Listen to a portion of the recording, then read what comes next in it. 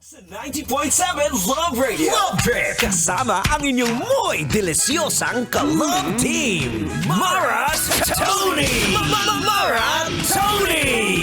Ikaw, anong trip mo?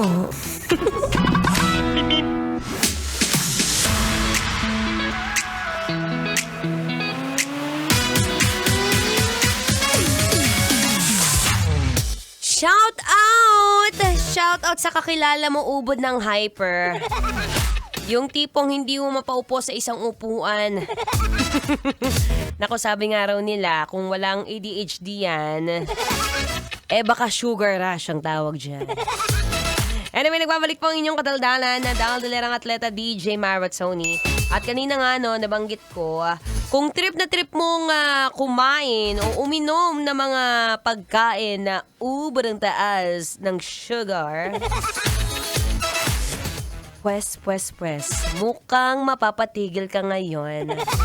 Oo, at dahil alam mo ba, paano mo ba malalaman kapag ikaw mismo, tinatamaan na sa kanya? Tinatamaan na ng mataas na sugar spike. Gusto mo yun, mataas na sugar spike pa. Pero ito lang naman yun bukod sa pagiging hyper, syempre, may factor din dyan kapag lagi kang inaantok. Guilty. Di ba, minsan, may mga moment tayo na kakatapos lang natin kumain, tapos maya-maya lamang, kukuya-kuya-kuy ka. Tapos, para bang, idlip ko muna to.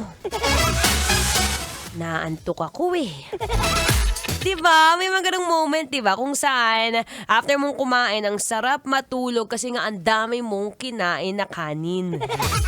Yun lang naman yan It's either kanin o napasop na ng soft drinks kasi nga ang sarap ba naman fried chicken bagong luto.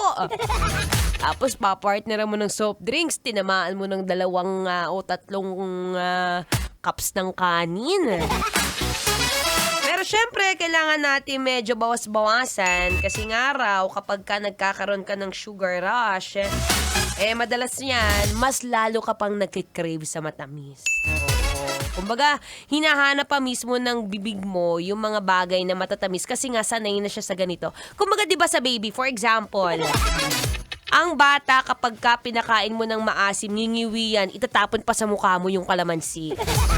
Pero kapag ang bata, pinatikim mo, pinadila mo lang Pinadilaan mo ng ice cream, iiyak yan pag hindi mo ilit sinubo sa bibig niya.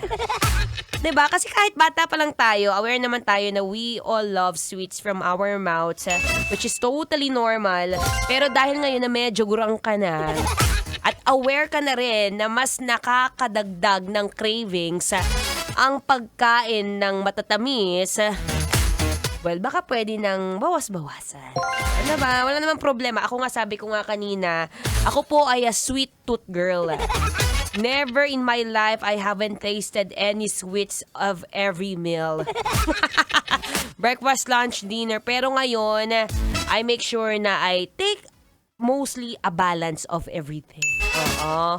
Kumbaga sa breakfast, syempre, kung hindi maiwasan na mag-asukal sa kape, pwede naman. Wala namang problema daw. As long as kaunti lang. Mas marami pa asukal mo, kaysa dun sa kape. Pagka lunch naman, ang sarap niyan, yung tipong after mong kumain, kakain ka ng saging. Yung walang problema sa saging, it's a good source of carbohydrates and potassium.